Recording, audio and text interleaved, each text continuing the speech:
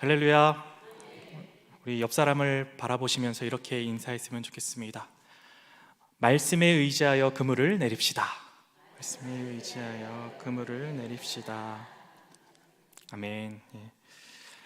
말씀으로 살아가는 인생이 가장 복되고 가장 가치 있는 인생인 줄 믿습니다.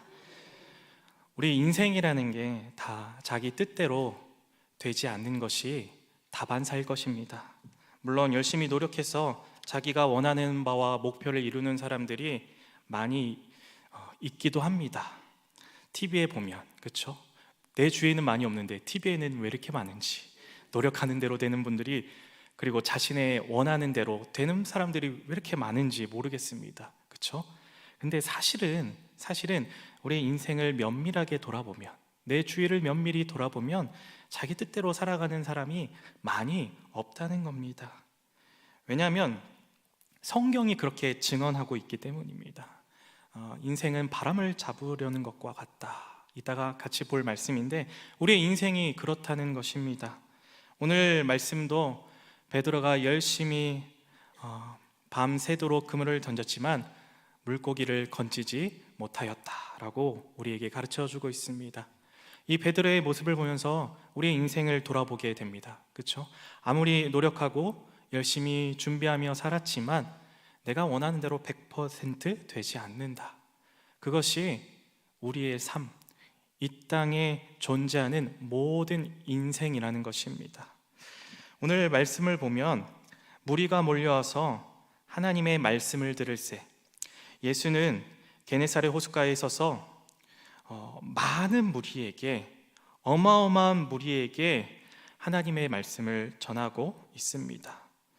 아마도 그 상황이 굉장히 혼잡하고 복잡하여서 많은 군중에게 밀릴 것을 염두하셔서 정박해 있는 어선을 보시고 그 배를 타서 육지에서 조금 떨어져서 청중을 보며 설교하셨던 것으로 보입니다. 그런데 선택했던 배가 누구의 배였냐? 바로 베드로의 배였다는 것입니다. 우리 5장 2절 3절 말씀 우리 같이 읽어보도록 하겠습니다. 시작. 호숫가에 배 두 척이 있는 것을 보시니 어부들은 배에서 나와서 그물을 씻는지라. 예수께서 한 배에 오르시니 그 배는 시몬의 배라. 육지에서 조금 떼기를 청하시고 앉으사 배에서 무리를 가르치시더니, 예수님께서 배 위에 올라가셔서 육지에 조금 떨어서 무리를 가르치셨다고 말씀하고 있습니다. 근데 그 배가 베드로의 배라고 말씀드렸죠. 베드로가 어쨌든 자신의 배를 예수님께 빌려드린 것입니다. 그런데 아마도 이때 베드로의 상태는 대단히 좋지 않았을 것입니다. 5절을 보면 밤이 새도록 수고했다라는 말씀이 기록되어 있습니다. 밤새 그물질을 하고 지금 주님을 만난 이때는 아마 여명이 밝아왔던 때였을 것입니다. 이 새벽에 여명이 밝아오던 그때에 밤에 낚시를 했던 베드로는 계속 그물을 던지며 노력했지만 허탕을 쳤기 때문에 아무것도 얻지 못하였던 상황입니다. 물고기를 많이 잡았으면 기분이 업돼서, 기분이 좋아서 그래도 힘이 났을 텐데 아무것도 물고기를 잡지 못했다는 겁니다. 자신의 배까지 가지고 있던 이 노련한 어부 베드로가 다른 어부들과 함께 그물질을 그렇게 밤새 했다면 아마 배가 고기로 꽉 차 있어야 되는데 텅텅 비어 있었다고 말씀하고 있는 겁니다. 그 말은 열심히 일했으나 성과가 없다는 것입니다. 우리 인생도 그렇다는 것이죠. 노력해도 열심히 해도 안 되는 건 분명히 있다는 겁니다. 내 뜻대로, 내 노력대로 되지 않을 그런 상황과 그런 여건이 우리에게 반드시 존재하고 있다는 것입니다. 전도서 1장 13절 14절 말씀을 같이 보도록 하겠습니다.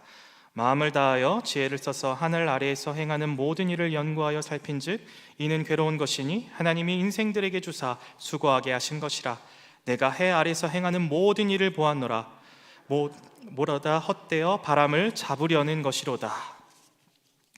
내 힘으로 집도 사고 아름다운 가정도 이루고 부족함을 다 채워도 부족한 게 있다는 겁니다. 항상 결핍이 있고 공허가 있다는 것입니다. 전도자가 또 뭐라고 얘기하면요, 내가 사는 것을 미워하였노니 이제는 해 아래서 하는 일이 내게 괴로움이요 모두 다 헛되어 바람을 잡으려는 것이기 때문이로다.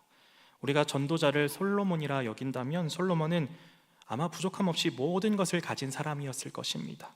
그럼에도 불구하고 해 아래서 하는 일이 내게 괴로운 것이다, 모두 다 헛되어 바람을 잡으려는 것이다 라고 고백하고 있습니다.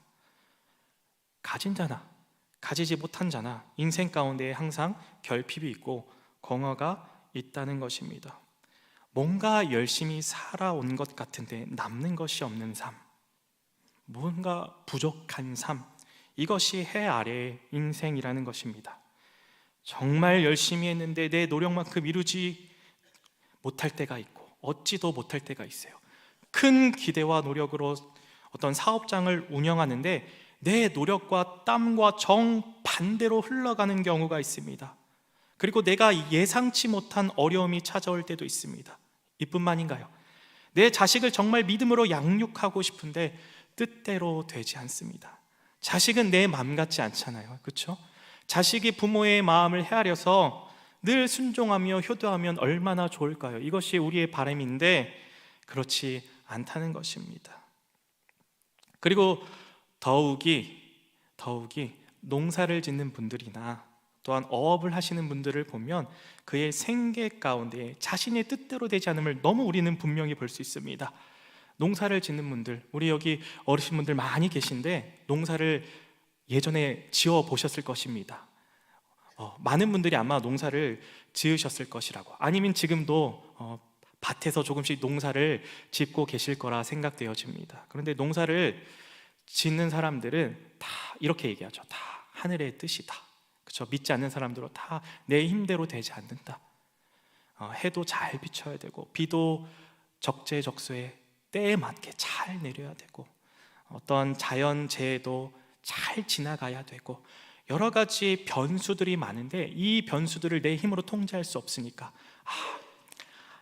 하늘이 도와야 되는구나 라고 이렇게 얘기하시잖아요, 그렇죠?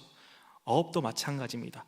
아무리 베테랑 어부가 바다에 나간다고 한들 자기 원대로 물고기를 다 잡지는 못합니다. 낚시를 홀로 하시는 분들도, 매니아 분들도 낚시하러 나갔다가 항상 월척을 건지는 게 아니죠. 많은 물고기를 잡는 게 아니죠. 언제 그 물고기를 잡을지 모릅니다. 그래서 하염없이 졸지 않고 그 물가에 앉아 고기가 잡히길만을 기다립니다. 오늘 베드로도 그랬다는 것입니다. 보면 베드로도 베테랑 어부였지만 자기 뜻대로 되지 않았다는 겁니다. 그래서 그의 배는 어떠한 상태였을까요? 텅텅 빈 상태였습니다. 잡지 못해서, 노력대로 얻지 못해서 배가 비어 있었습니다. 그런데 과연 베드로가 만약에 물고기를 많이 잡아서 그의 배가 비어 있지 않았더라면 예수님께서 그 배에 타실 수 있으셨을까요? 아니죠. 만약에 베드로가 자신이 노력한 만큼 물고기를 많이 잡았다면, 자신의 소원대로 물고기를 많이 잡았다면 예수님께서 그 배들 가운데에 베드로의 배 위에 올라가시지 않으셨을 겁니다. 예수님이 그 배에 올라가고자 베드로에게 요청했어도 아마 베드로는 이렇게 얘기했죠. 안 됩니다. 지금 보다시피 내 배에 물고기가 가득 차 있습니다. 이 물고기를 빨리 손질해서 상인들에게 팔아 넘겨야 합니다. 지금 예수님이 올라오실 자리가 없습니다. 죄송합니다. 이 물고기를 다 팔고 나서 나중에 이 배 빌려드릴게요. 옆에 다른 배를 알아보세요. 저 옆에 요한의 배도 있고 다른 배도 있는데 알아보세요 라고 하면서 예수님을 배 위에 올라오지 못하게 하였을 것입니다. 그런데 베드로의 배는 지금 빈 배였다는 겁니다. 물고기로 꽉 차 있어야 가장 이상적인 배일 텐데 베드로의 배는 빈 배였습니다. 그 빈자리에 예수님이 들어오셔서 앉으시고 말씀을 가르치십니다. 그의 빈배는 그의 인생을 바꾸는 축복의 자리가 되었다는 것입니다. 세상의 눈으로 볼 때에는 초라하고 보잘것없고 실패한 배였지만 영적으로는 채울 수 있는 최고의 부자가 될 수 있는 빈 배였다는 것입니다. 저도 제 자신이 빈 배가 되었을 때 주님을 만났던 것 같습니다. 제가 중학교 때 하나님을 만났었는데, 하나님을 만나는 그 과정 가운데에 항상 주위에 친구들이 있었습니다. 친한 친구들이 있었는데 친구들과 노는 재미로 삶을 살았던 것 같습니다. 그렇죠? 중학교 시기에, 사춘기 시기에 때는 친구보다 더 중요한 게 없어요.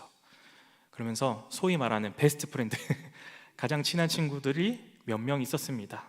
친구들과 놀면서 신앙생활을 멀리하고, 그래도 주일만 부모님께 혼나기 싫어서 꼬박꼬박 교회 출석을 하며 살았었는데, 내가 하나님을 인격적으로 만나는 그 어느 즈음부터 하나님께서 그 친구들과 멀게 하시더라고요.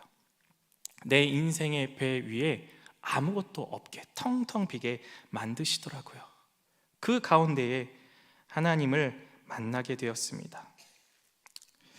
실패하고 때로는 자천당하고 떨어지고 병들고 돈이 없어 주위에 사람이 떠나서 빈배가 되었을 때, 그때 나도 모르게 겸손해지게 될 때 주님이 그 빈배로 오시는 줄 믿습니다.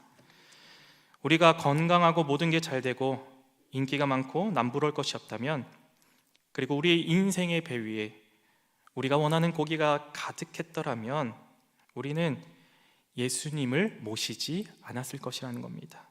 주님 다음에 오세요. 지금 바빠요. 주님 오실 시간이 아닙니다.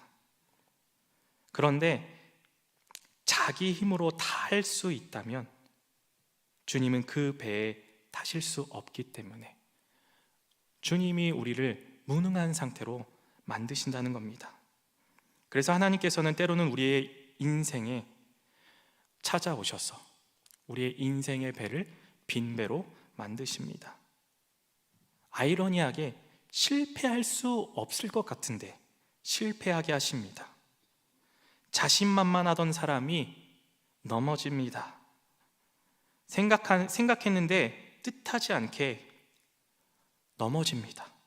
건강했는데 어느 날 갑자기 검사를 해보니까 이상한 게 발견됩니다.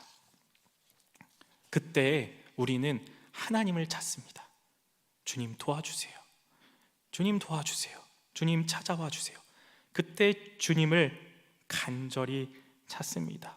그런데 우리가 주님을 찾는 것 같은데 주님이 우리에게 찾아오신 겁니다.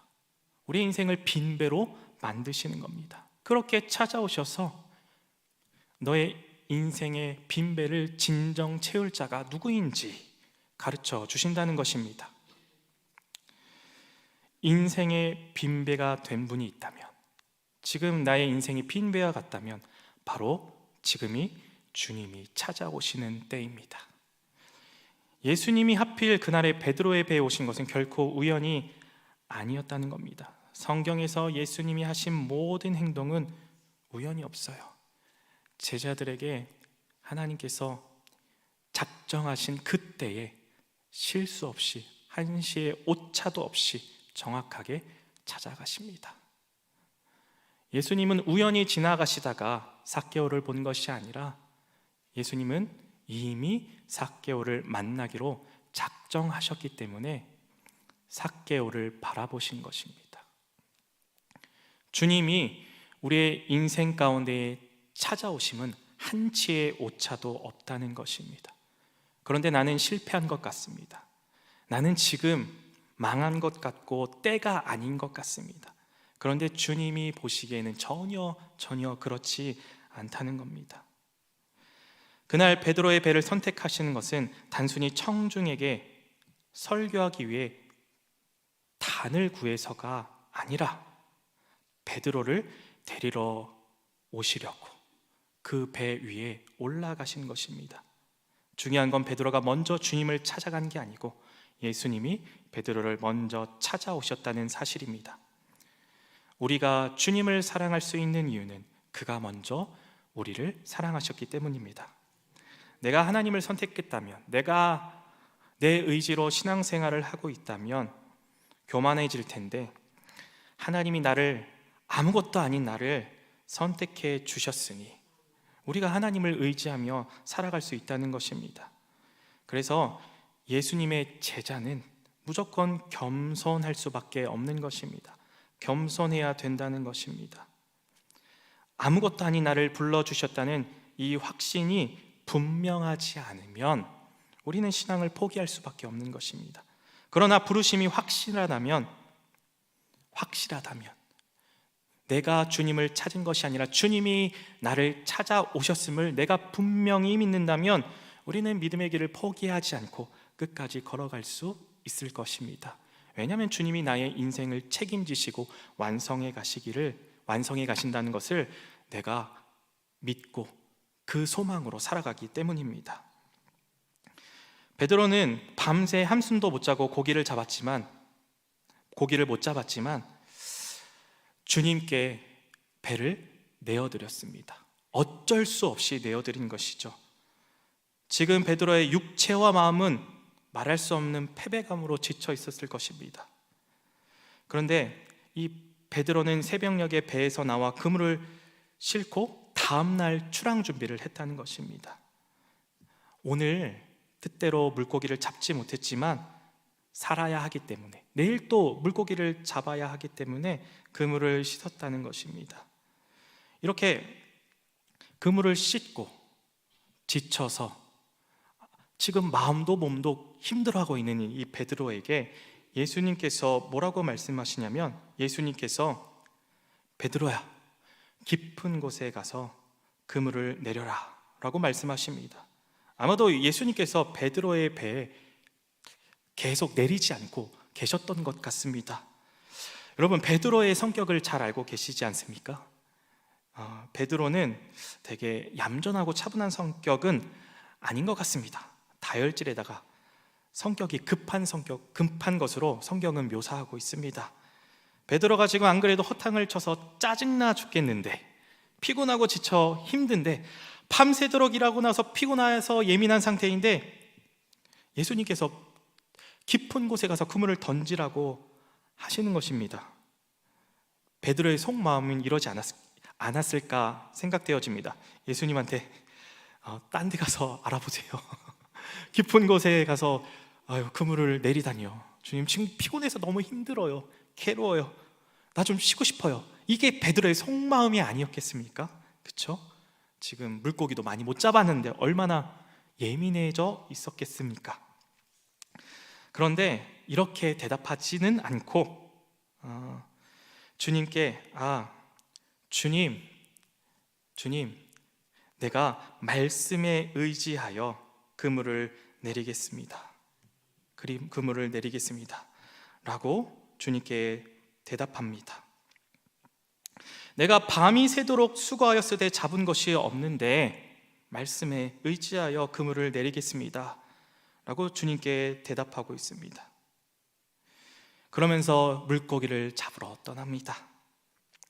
주님을 태우고 예수님께서는 이제 베드로의 배를 무태서 조금 떼라고 말씀하시고, 그런 그물을 내리라 명령하시고 깊은 곳으로 나아갔을 때 베드로는 꼼짝없이 거기에 갇히게 되어 버린 것이죠. 그렇죠? 더 이상 물러설 곳이 없는 것입니다. 이미 예수님께서 자신 배 위에 탔을 때 꼼짝없이 갇혀버린 상황입니다.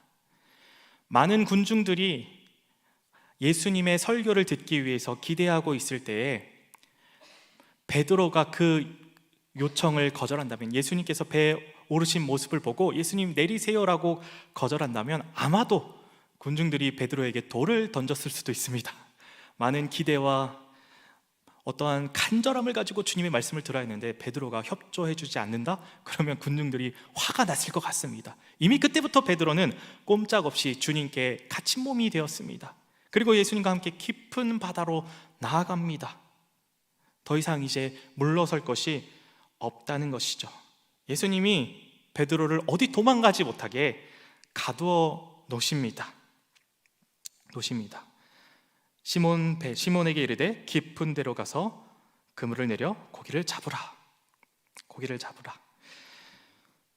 예수님께서는 깊은 곳에 그물을 내리라고 하는데 베테랑 어부였던 베드로의 입장에서는 그 말씀이 논리적으로는, 이성적으로는 이해되지 않았을 것입니다. 제가 그 갈릴리 호숫가에서 물고기를 잡는 장면을 제가 TV에서 본 적이 있었는데요, 그들도 낮에는 고기를 거의 잡지 않는다고 합니다. 왜냐하면 낮에 그물을 던지면 물고기들이 햇빛에 비춰진 그 그물을 보고 요리조리 잘 피해서 도망간다고 합니다. 그래서 보통 밤에 잡는다고 합니다. 그때 어떤 프로그램이었는데 한 목사님이 그 배에 타서 어업 현장에 직접 참여하셨습니다. 밤새 물고기를 잡았는데 보니까 진짜로 몇 마리 잡지 못했습니다. 성경과 같이 물고기를 몇 마리 잡지 못했던 그 모습을 제가 보게 되었습니다. 아, 물고기 잡는 일이 정말 쉽지 않구나. 그리고 생각보다 갈릴리에 사는 그 물고기들의 크기가 생각보다 컸습니다. 제 팔 한 뼘만한 물고기도 있었습니다. 저 팔 끝까지, 팔꿈치만한 한 뼘만한 커다란 물고기가 있었는데 그 목사님이 물고기를 거의 잡지 못했습니다. 그러면서 이 베드로의 심정을 이해했다라고 말씀하셨던 그런 내용을 제가 본 적이 있었습니다. 깊은 곳에 가서 물고기를 잡는 것은 참으로 어리석은 짓입니다. 그리고 우리가 잘 알다시피 예수님은 목수의 가정에서 태어났습니다. 아마도 그 당시에 아버지의 가업을 이어서 생계를 유지했기 때문에 예수님도 목수의 일을 하셨을 것이다 라고 많은 학자들이 그렇게 보고 있습니다. 어업에 대해서는 무지했다는 것이죠. 베드로의 입장에서는 어이가 없었을 것입니다. 내가 더 잘 알고 내가 더 경험이 많은데, 그리고 깊은 데에서 물고기를 잡는 것은 참으로 어리석은 일인데 그럼에도 불구하고 예수님께서 깊은 곳에 그물을 던지라 말씀하시니까 베드로가 그렇게 순종하게 됩니다. 주님은 지금 더 이상 군중들의 설교자가 아니라 베드로의 삶의 현장으로 함께 출근하시는 어부가 되신 겁니다.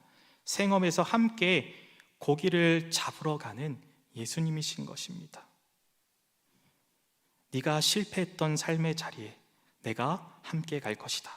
네가 실패했던 그 일터에 내가 너와 함께 할 것이다. 이제 그 자리에서, 실패했던 그 자리 깊은 곳에서 베드로는 살아계신 주님을 만나게 됩니다. 우리가 예배의 자리에서 말씀을 듣고 은혜를 받지만 주님은 우리의 일터, 생계의 자리, 일상의 삶에서 하나님의 살아계심을 나타내십니다. 베드로는 그 깊은 곳에서, 가능성이 없는 자리에서 살아계신 하나님을 경험합니다. 대단한 비법을 가르쳐 주실 줄 알았는데 깊은 곳에 그물을 내려라. 이 말은 베드로의 입장에서 자존심이 상하는 일이라는 겁니다. 물고기를 전혀 알지 못하는 분이 내리라니. 그러나 그분은 나와 다른 분이기 때문에, 그분은 능력이 있으신 분이기 때문에 주님을 다 알지 못하지만 주님이 나와 다른 분임을 알고 그의 말씀에 순종합니다. 그랬더니 어떤 일이 일어납니까? 물고기가 너무 많이 잡혀서 함께 왔던 동료들에게 와서 나를 도와달라라고 부르짖습니다. 그러면서 베드로가 많이 잡은 물고기를 바라보고 기뻐한 것이 아닙니다. 그때 나타난 반응이 무엇입니까? 누가복음 5장 8절을 우리 같이 읽도록 하겠습니다. 시작. 시몬 베드로가 이를 보고 예수의 무릎 아래에 엎드려 이르되 주여 나를 떠나소서 나는 죄인이로소이다 하니. 우리 같은 경우면 많은 물고기를 보고 굉장히 기뻐했을 텐데, 이제 며칠간은 돈 걱정 없이 잘 먹고 잘 살겠다, 그 사랑스러운 물고기를 보며 기뻐했을 텐데 베드로는 물고기가 눈에 들어오지 않습니다. 누가 눈에 들어옵니까? 예수 그리스도가 눈에 들어오게 됩니다. 예수 그리스도를 바라보게 되는 것이죠. 이분은 참으로 하나님이시구나. 이분은 나의 생각과 나의 경험을 뛰어넘어 일하시는 분이시구나. 내가 정말 반신반의로 그물을 던졌는데 이분은 진짜로 이루시는 분이구나. 깊은 곳은 전문가 어부들이 잘 안 가는 곳인데, 인간적인 상식으로는 기적을 기대할 수 없는 곳인데 이곳에서 기적을 만들어내시는 분이시구나. 베드로가 그것을 깨닫게 됩니다. 깊은 곳까지, 저 멀리 떨어진 그 조용하고 외로운 곳까지 가서 그물을 내릴 때 하나님이 일하기 시작한다는 겁니다. 베드로가 예수님의 말을 믿지 않고 귀찮아서 아무데나 그물을 던졌다면 기적은 일어나지 않았을 것입니다. 예수님의 말씀을 믿고 가장 깊은 곳까지 나아가 그물을 던졌을 때 베드로는 경험과 지식으로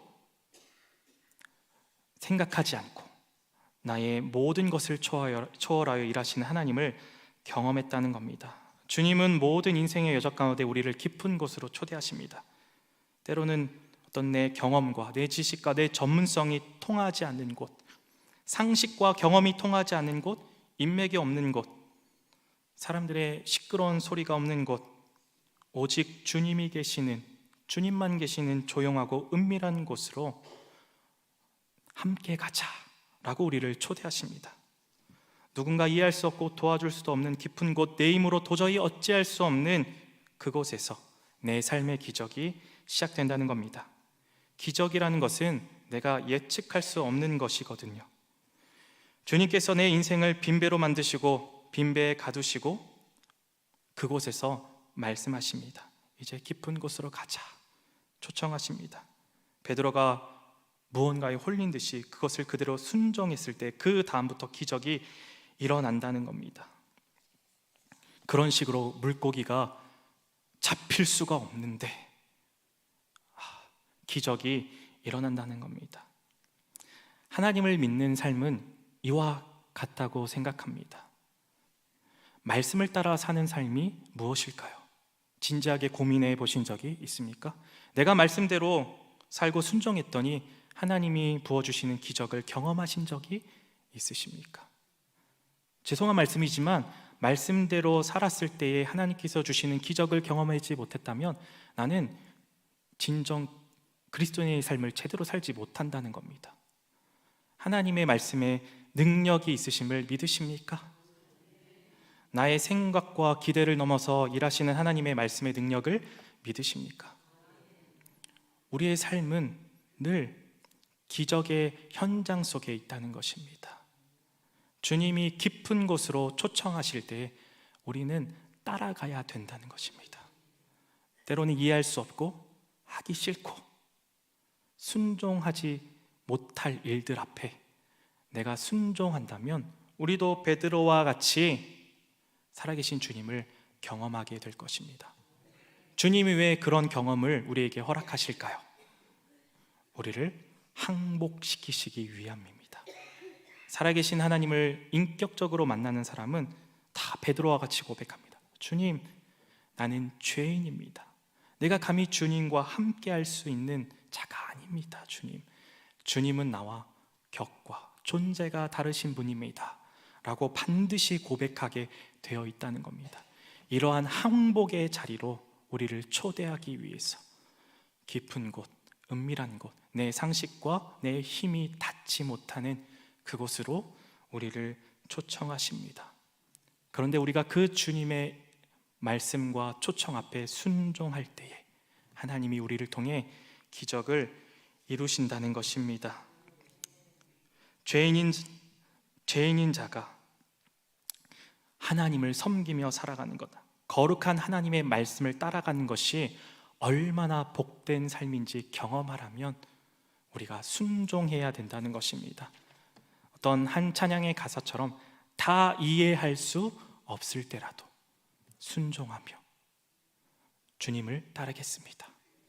이것이 우리의 신앙의 고백이요 삶이 되어야 되는 것입니다. 우리가 다 이해하고 다 안다고 해서 순종하는 것이 아닙니다. 때로는 이해할 수 없을 때, 깊은 곳에서 순종할 때, 그때 진짜 기적을 경험할 수 있다는 것입니다. 말씀을 보면 바리새인들과 서기관들은 누구보다 하나님의 말씀을 잘 알았습니다. 그리고 그들은 하나님의 말씀을 누구보다 잘 지킨다고 자신을 의롭게 여기던 자들이었습니다. 그런데 그들의 삶 가운데는 기적이 없었다는 겁니다. 그들은 머리로 이해하려고 했고 자신의 의와 자신의 만족을 위해 하나님의 말씀을 지켰다고 그들 스스로 말했기 때문에 그들은 기적을 경험할 수 없었습니다. 무엇보다도 바리새인들과 서기관들은 말씀 앞에 항복하지 않았습니다. 죄인이라는 고백이 없었고 나는 의롭습니다, 내 자신이 의인이다 라는 생각밖에는 그들 마음 가운데 없었다는 겁니다. 그러나 하나님 말씀 앞에 순종하며 항복하는 자, 하나님이 그러한 자들을 부르시고 일하신다는 겁니다. 말씀에 의지하여 그물을 던진 사람은 새로운 삶을 살게 된다는 겁니다. 이전에는 물고기를 모으며 사는 재미로 살았다면 이제는 더 가치 있는 것에 힘을 쏟으며 살아가게 된다는 것입니다. 내 빈배에 주님이 원하시는 것들로 가득 차게 된다는 것입니다. 이전에는 물고기를 가득 채웠다면 베드로가 이제 무엇으로 자신의 인생의 빈배를 채웁니까? 하나님이 예비하신 영혼들로 인생의 빈배를 채웁니다. 진짜 중요한 것을 자기의 삶 가운데 채우시게 하시는 분이 우리 하나님이시라는 겁니다. 여러분, 지금까지 무엇을 채우시며 살았습니까? 무엇을 내 인생의 배 가운데 채우시며 살아가려고 아등바등 발버둥치며 노력하셨습니까? 오늘 말씀, 주님께서 채워주시는 것을 채워라. 그래야 너의 인생이 허무하지 않고 공허하지 않다. 나는 너의 빈배에 물고기를 가득 채울 수 있는 능력의 하나님이야. 그런데 그것보다 더 중요한 게 있어.